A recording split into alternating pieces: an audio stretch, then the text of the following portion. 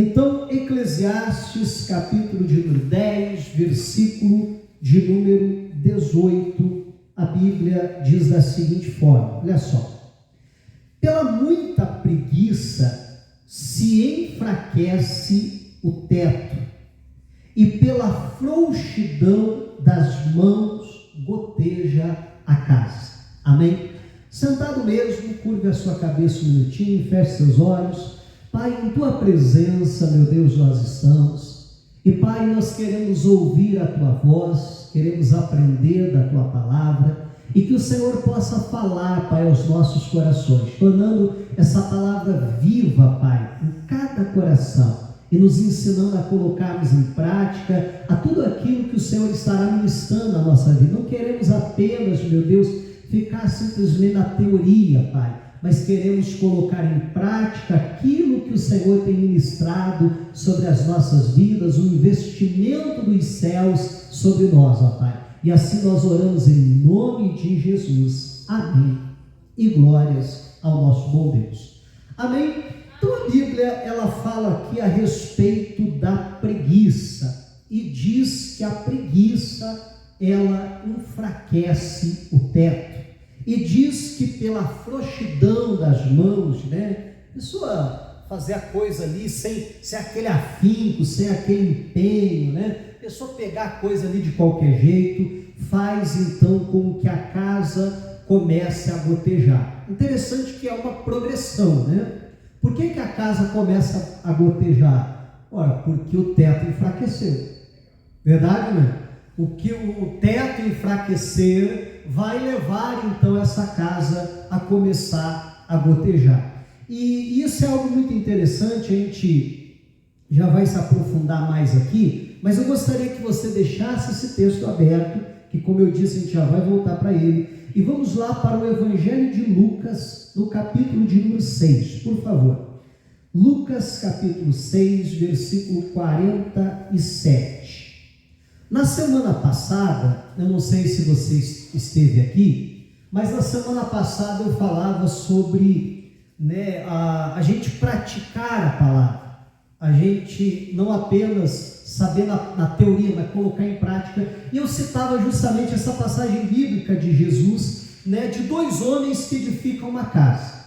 Um ouve a palavra e pratica, e esse é comparado ao que edificou sobre a rocha, e o outro, ele ouve a palavra e ele não pratica, ele é comparado àquele que edificou a casa sobre a areia. Bom, o resultado nós conhecemos, né? Uma casa fica de pé, enquanto a outra, a casa, ela cai. Mas eu gostaria de observar com vocês aqui um pequeno detalhe, né? Eu sei que eu já destaquei isso na semana passada, mas eu quero lhe chamar a atenção nesse texto, algo aqui que vai servir para nós hoje. Lucas capítulo 6, versículo 47, diz assim: quando qualquer, melhor dizendo, que vem a mim e ouve as minhas palavras e as observa, e se observar que é praticar, é colocar em prática, eu vos mostrarei a quem é semelhante.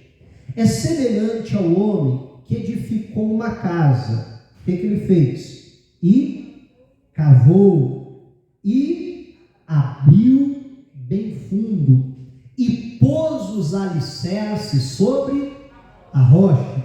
E vindo a enchente, bateu com ímpeto a corrente naquela casa, e não a pôde abalar, porque estava fundada sobre a rocha.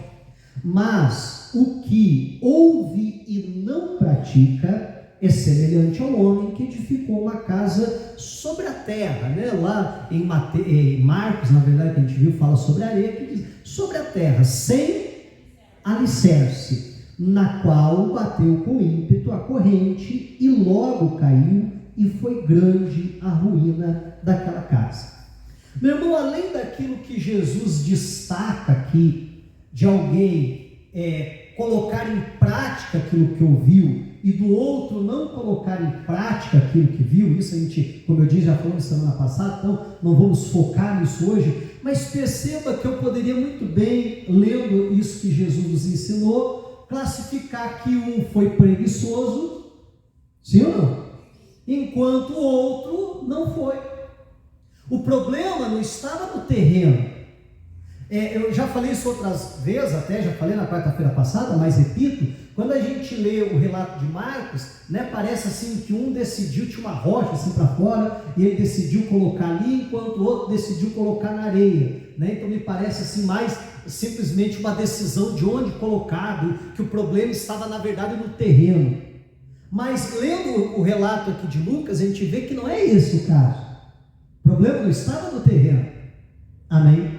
O problema é que um estava disposto, um não foi preguiçoso, ele começou a cavar, e a cavar, e a cavar, e não estava achando rocha, então ele cavou ainda mais, abriu bem o buraco, foi fundo, até encontrar rocha, e aí ele lança ali os alicerces da sua casa. O outro, ele olha para aquilo e diz, não, dá muito trabalho cavar, eu vou perder muito tempo cavando, eu acho que não precisa disso também, eu acho que se eu fizer assim, só largar os tijolos aqui em cima da terra, eu acho que também dá certo, eu acho que também funciona, e foi lá e fez. Então, como eu dizia, além daquilo que Jesus nos mostra sobre alguém que pratica a palavra ou não, isso fica muito evidente a questão da preguiça, né? Alguém já disse que o bom é inimigo do ótimo. O que isso quer dizer? Sabe aquele negócio assim, tá bom assim. E aí, irmão, como é que tá? Pastor, tudo bem, graças a Deus. E aí, o casamento? Pastor, tá bom. Não é isso que a gente muito ouve? Mas poderia ser melhor? Claro que poderia. Mas a pessoa diz o quê? Pra que cavar tanto, né? Pra que ter tanto trabalho? Pra que se esforçar tanto assim? Meu irmão, e os seus filhos, como é que tá? Pastor, tá indo, né? Esses dias, eu até brinquei com um pastor, veio falar, estava conversando comigo, ele falou, e aí, como é que tá? Aí eu brinquei com ele, eu falei, olha, tirando as coisas ruins, o resto tudo tá bom. e tem gente, né, claro que eu falei em tom de brincadeira, ele até deu risada e tal, mas muitas vezes é assim que a pessoa diz, não, tem um monte de coisa ruim, mas tirando as coisas que tá ruim, o resto tá bom. Né? Então o bom, ele é inimigo do ótimo. E quantas vezes a atitude é assim, não, mas tá bom do jeito que tá. Mas também não precisa assim tanta coisa. E aí é aquilo que vai acontecendo. Vamos voltar lá para o texto de Eclesiastes, que a gente estava há pouco, Eclesiastes 10, 18. Por isso que a Bíblia diz, pela muita preguiça, o que vai acontecer? Enfraquece o teto. No caso aqui de Lucas, que a gente viu, do relato de Lucas, na verdade enfraqueceu foi a casa inteira, né? Enfraqueceu foi o alicerce que não foi lançado e colocou toda a casa abaixo.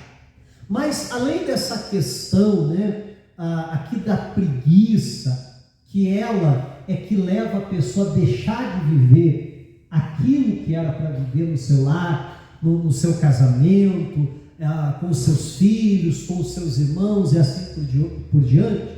Além de tudo isso, eu quero te chamar a atenção que aqui em Eclesiastes a Bíblia fala sobre enfraquecer o teto. Eu acho muito interessante essas duas figuras que a Bíblia usa, enfraquecer o teto e depois gotejar a casa.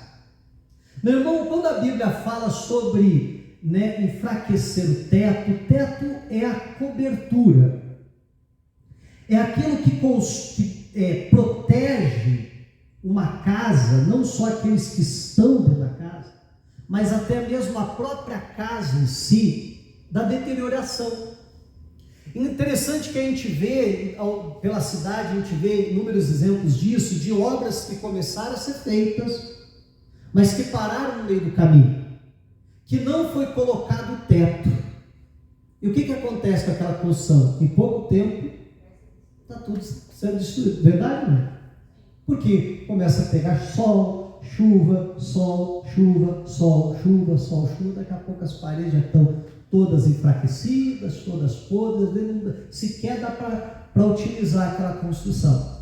Agora é interessante também que há construções que se coloca ali o telhado e aquela construção dura muito mais, né? Porque o próprio telhado, o próprio teto é que protege. E quando a gente fala então do teto de uma casa, o que me leva a pensar é que a Bíblia está falando, que Deus está querendo dizer para nós, é a respeito de cobertura espiritual.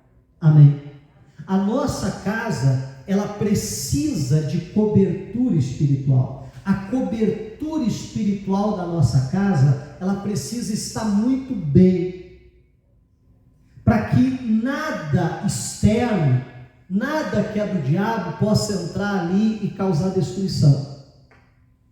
Eu vou contar uma história para vocês, e aí você vai entender melhor o que eu quero falar com isso. Uma certa ocasião, me pediram para fazer uma visita, e eu fui fazer. Fui eu e a minha esposa até. A gente era recém-casado, mas recém-casado assim mesmo. Então isso já tem uns 15 anos, né? E a gente foi realizar essa visita então, e não era nenhuma pessoa da igreja, né? Era uma pessoa que frequentava até uma outra igreja. E a gente foi lá e tal, a pessoa nos recebeu, pediu para a gente entrar, nós nos sentamos ali na sala. Eu lembro assim com uma riqueza de detalhes muito grande, né? E nós nos sentamos ali, e ela começou a contar: olha, eu pedi essa visita, né? Ela se identificou: eu sou da igreja tal e tal, mas eu pedi essa visita porque, olha, de uns tempos para cá, minha casa está numa situação terrível. E aí ela começou a contar: pastor, eu nunca tive problema no meu casamento, mas de uns tempos para cá a gente não anda bem no nosso casamento, brigando e tal, a coisa não está muito boa. Pastor, o meu filho, ele fazia parte do louvor da igreja, ele era um jovem, aí tinha lá o grupo jovem, ele tocava no grupo jovem, não lembro, agora não lembro se era guitarra, que era, mas me parece que era guitarra ou bateria, e dizia, ele tocava, né? Ali participava do louvor na igreja. A minha filha, pastor, também jovem, só terminar de falar do filho, né? Ela diz: o meu filho tocava, agora não quer saber de tocar, não quer saber sequer de ir para a igreja. A minha filha, pastor, ela participava lá do grupo de coreografia, lá de dança, das meninas da igreja, e ela dançava lá na frente, fazia aquelas apresentações, aqueles negócios todos. Pastor, agora não quer ir mais, não quer mais ir nos jogos, não quer mais ir no culto, não quer mais saber, não quer saber de nada. Pastor, meu filho está com umas companhias meio esquisitas, está com um jeito meio esquisito. E aí ela começou a contar: e pastor, não é só comigo, os meus irmãos também estão passando por uma situação semelhante. Meu irmão não está bem no casamento, estão quase se separando. Aí eu não lembro se era uma irmã, um outro irmão, diz: também não está bem e tal. E aí ela foi contando, daí falou: olha, a nossa situação financeira, a gente sempre teve uma situação financeira confortável, a casa, isso era uma casa assim, né, bonita e tal, de pessoa de condição, né? Não ninguém rico, mas alguém de uma boa condição, né? Passou de um tempo para cá, a coisa está difícil e tal. E ela foi contando. E aí eu comecei a perguntar: mas vem cá, a senhora está dizendo que aconteceu isso, aquilo, e quer dizer, em todas as áreas a coisa está difícil, e a senhora sempre usa a expressão de um tempo para cá. Eu gostaria que a senhora fosse um pouquinho mais precisa. Um tempo para cá quando? Aí ela parou assim, forçou um pouco a cabeça. Ela falou: pastor, assim, de uns 2 anos para cá. Agora o negócio apertou, mas assim, de uns 2 anos para cá que a situação vem ficando cada vez mais difícil. E aí eu creio que, né, inspirada ali por Deus, eu disse: vem cá, conta para mim, o que aconteceu há 2 anos atrás? Aconteceu alguma coisa? Teve algum evento? Teve alguma situação que aconteceu há 2 anos atrás? Ela puxou assim na memória e disse: pastor, a minha mãe faleceu há 2 anos atrás. Sabe quando já acende aquele sinal de alerta? Assim, né? Já acendeu aquele sinal de alerta. Eu falei assim: opa, então vem cá, fala a respeito da sua mãe. Quem era a sua mãe? Ela disse: pastor, da minha mãe eu vou falar aqui com gosto.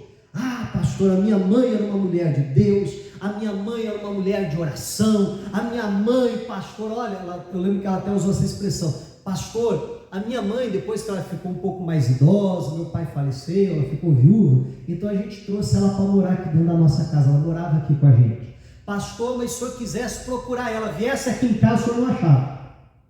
porque a minha mãe vivia mais na igreja do que na minha casa. A minha mãe participava do círculo de oração, a minha mãe participava disso, a minha mãe participava daquilo, eu ficava mais na igreja do que na minha casa. Pastor, minha mãe era uma mulher fervorosa, isso, aquilo, aquele outro. Aí eu falei assim, então eu já entendi tudo o que aconteceu. Ela, pastor, o que aconteceu? Eu falei, olha, a sua mãe, melhor, eu comecei assim, eu disse, sabe por que o seu filho estava na igreja? Servindo a Deus, tocando, feliz, alegre, contente com Jesus. Sabe por que a sua filha estava lá, servindo a Deus? Você sabe por que o seu casamento ia bem? Você sabe por que a vida financeira de vocês ia bem? Você sabe por que a vida dos seus irmãos ia bem? Eu falei, por causa da sua mãe. Não é por causa de vocês. Seus filhos estavam na igreja, não é porque eles eram bonzinhos e agora viraram ruins. O casamento de vocês não ia bem, porque vocês simplesmente se davam bem e agora, de uma hora para outra, deixar de estar. Eu falava assim, era porque a sua mãe era a cobertura espiritual dessa casa. Era a sua mãe que sustentava teus filhos na igreja? Era a sua mãe que sustentava teu casamento de pé? O casamento dos seus irmãos de pé? Era a sua mãe que sustentava a sua vida financeira próspera, caminhando? Você está entendendo? Porque ela era a cobertura espiritual desse lar. Eu falei, mas ninguém vive para sempre. Amém? Eu falei, aprove a Deus recolher a sua mãe. E se a sua mãe é metade disso aí que a senhora está falando para mim, então ela está lá no céu com o senhor. E a Bíblia diz que preciosa aos olhos do Senhor é a morte dos seus santos. Amém? Aí eu disse, sabe quando essa situação que vocês estão vivendo aqui vai mudar? Eu disse, o dia que a senhora ou qualquer um aqui dentro dessa casa se levantar para se tornar o quê? Cobertura espiritual para essa casa. Amém? Meu irmão, quando você vem numa quarta-feira para a igreja e está ali orando, Deus, o meu filho, Deus, o meu marido, Deus, a minha esposa, Deus, o meu pai, Deus, a minha mãe, está amarrado essa doença, miséria, você não vai entrar na minha casa. Amém, igreja? E assim por diante, o que é isso? Você está entendendo o que eu estou falando? Né? Aquilo ali é uma cobertura espiritual sobre o seu lar, é uma cobertura espiritual sobre a sua casa, que protege da chuva, das tempestades, dos raios de sol, que protege ali a sua família. Só que a Bíblia diz o quê? O que diz aí? Está aí no monitor, tá fácil? Pela muita preguiça se enfraquece o teto. Amém? Aí, em vez de orar, eu digo, poxa vida, eu estou cansado. Amém? Eu tenho que meditar na palavra. Poxa vida, mas me dá um sono toda vez que eu abro a Bíblia, não sei o que acontece. E assim vai. Hoje é quarta-feira, vamos lá para a igreja, vamos fazer a campanha pela família.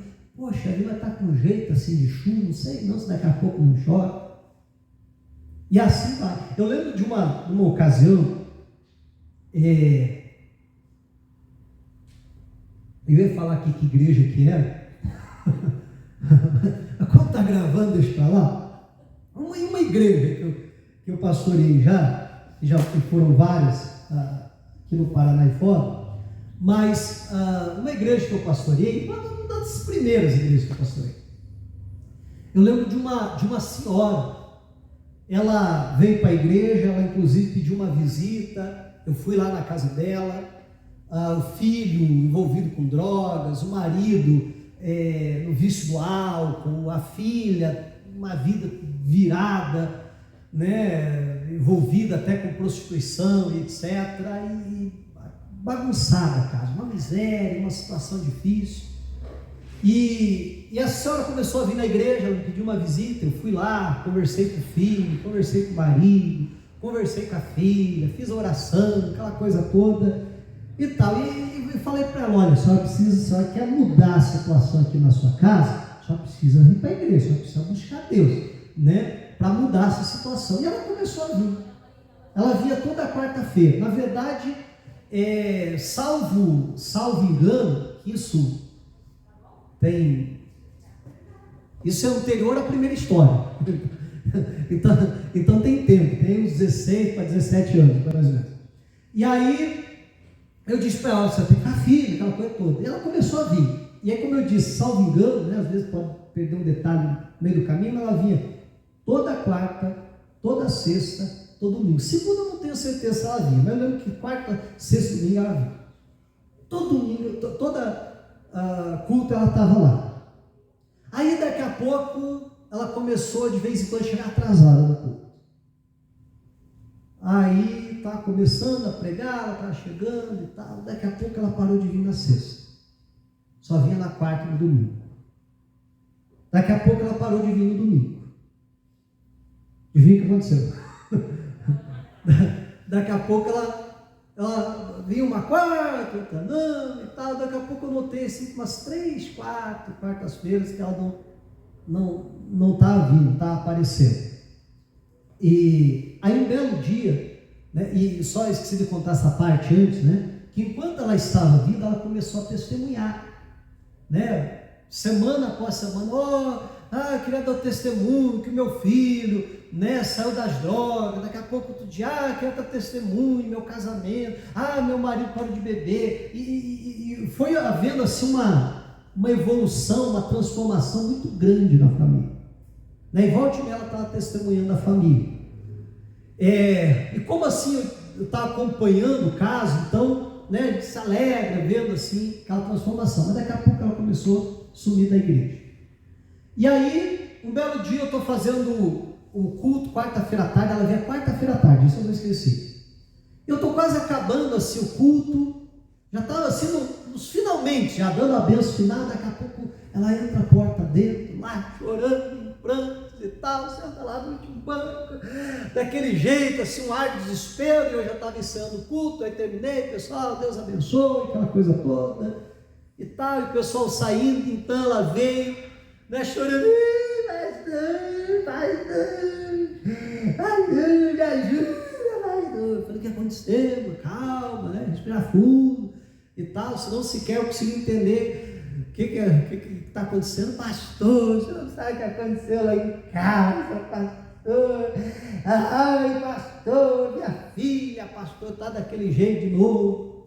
Ela falou, pastor, eu acho que foi naquele dia mesmo, se não me engano foi na própria quarta, ou no dia anterior, né? Mas se não me engano foi no próprio dia. Ela disse, pastor, meu filho voltou a usar droga, meu marido voltou a beber, aí os dois começaram a brigar dentro de casa, e daqui a pouco começaram a trocar soco, foram lá para fora, um dando soco no outro, aí um foi lá, passou a mão numa foice, o outro passou a mão num facão, pastor, só que os dois estavam meio doidão, então, né, e facão para um lado, foice para o outro, ninguém acertava ninguém, aquele negócio, e saindo faísca para um lado, e eu e a minha filha saímos correndo atrás, gritando, para com isso, e tá o pastor, a vizinhança inteira da rua, pastor, saiu para ver aqui, e ela contando assim, né, soluçando e chorando, pastor, e os vizinhos chamaram a polícia, pastor, a polícia chegou, levou os dois presos, pastor, e eu dizia, não, solta ele, não quero saber não, vai levar os dois presos, e levou os dois presos, pastor, das dois na delegacia, pastor, me ajuda, pastor. Eu falei, está bom, tudo bem, calma, né? A gente vai ajudar em nome de Jesus, fica tranquilo. Eu falei assim, mas vem cá, irmã, ela está chorando. Eu falei, vem cá, irmã, notei que a senhora não tem vindo na igreja, né? Ela está, pastor, me ajuda. Assim, quando eu falei isso, as lágrimas estão escorrendo assim, voltou para dentro do olho. Não sei como é que é isso, mas voltou, ela parou de chorar. Ela olhou para mim assim, meio sem graça. E aí, ela diz assim, pastor, sabe o que é? É que me deu uma preguiça, pastor. Meu irmão, você acha que eu posso estar exagerando, mas a preguiça que ela falou foi desse jeito. Eu brinco que até a preguiça dela estava preguiçosa. Não foi assim preguiça, né? Mas pastor, não é uma preguiça, pastor divino. É nessa hora que te dá assim, sabe? Te dá aquela vontade de dizer assim: ih, irmão, eu estou com uma preguiça de orar, irmão. Não dá vontade? Me bateu uma preguiça de orar, mas não vai dar para orar, não. Quem sabe semana que vem, irmã, volta. Quem sabe, eu estou um pouquinho mais disposto para orar. Né? Às vezes bate mais vontade, mas você se controla, né? Aí eu falei: não, vamos orar, vamos mudar a situação agora. Mas se a senhora não buscar, o que vai acontecer com o teto? O teto enfraquece. Amém? O teto enfraquece. Meu irmão, você sabe o que você precisa fazer para ter um casamento melhor. Você sabe o que você precisa fazer para criar os seus filhos melhor, no temor do Senhor, dar uma educação melhor que você tem dado, etc. Eu estou falando você, eu estou no meio, tá? Amém? Então vou trocar. A gente sabe. Pronto, ficou melhor. A gente sabe o que tem que fazer. Mas quantas vezes dá uma preguiça? Verdade, mãe? Meu irmão, e aí o teto vai enfraquecendo. E aí a preguiça vai nos levar a fazer a coisa, né, com frouxidão. A pessoa até ora, faz aquela oração assim, sabe? De qualquer jeito. A pessoa até dá uma educação, mas dá aquela educação assim, de qualquer jeito. E aí, como eu falava, é algo progressivo, né? A preguiça faz o telhado enfraquecer e a frouxidão fazer as coisas de qualquer jeito. A Bíblia diz: tudo que tiver a mão para fazer, faze com toda a tua força. Amém? Pegou algo para fazer, meu irmão, mas vai com tudo. Dê tudo de si naquilo que você está fazendo. Mas o problema é quando a pessoa começa com a frouxidão. Aí o teto começa a gotejar, ou a casa, né, começa a gotejar. O teto enfraqueceu, começa a gotejar a casa. Meu irmão, e o gotejar, mais uma vez eu falo, eu acho muito interessante esse versículo, porque nos mostra aqui, né, como eu dizia, uma progressão, como é que a coisa funciona. E a figura que é usada é interessante, porque aí começa a pingar. Esses dias atrás eu falava da goteira. Primeiro que a gente só lembra da goteira quando chove. Dia de sol a gente não lembra da goteira. Né? Choveu, você vai lá, põe um balde, não é assim? Né? Põe um balde lá e diz: ih, rapaz, tem que arrumar essa goteira aí. Mas tem como arrumar goteira dia de chuva? Não tem. Você arruma no dia de sol. Mas você diz: ei, rapaz, não, quando parar de chover, eu subo lá e arrumo essa goteira. Eu até sei o que é aquela telha assim que... é aquela lá. Aí, no outro dia está sol. Eu preciso dizer: ih, rapaz, não, mas amanhã eu vou. Não, depois da manhã. E vai lembrar que dia? Quando choveu de novo, que vai lembrar. O primeiro problema da goteira é esse. O segundo problema, meu irmão, é que às vezes começa a pingar. Há pouco eu falei de colocar um balde, né? E às vezes a pessoa diz assim: mas só um pinguinho d'água? Que é que isso vai fazer? Que prejuízo isso vai dar? Um pinguinho de água. Mas aquele pinguinho de água, meu irmão, e é um pinguinho, e é dois. Verdade, no primeiro dia não vai fazer muita coisa, você vai ali, passa até um pano depois. Pingou ali em cima de um móvel, você vai lá, passa um paninho, passa alguma coisa, seca ali de algum jeito. Primeiro dia não tem problema, no segundo, quem sabe não, no terceiro, no quarto, no quinto. Mas daqui 2, 3 semanas, um mês, 2, a casa vai estar toda mofada. A casa vai estar estragada.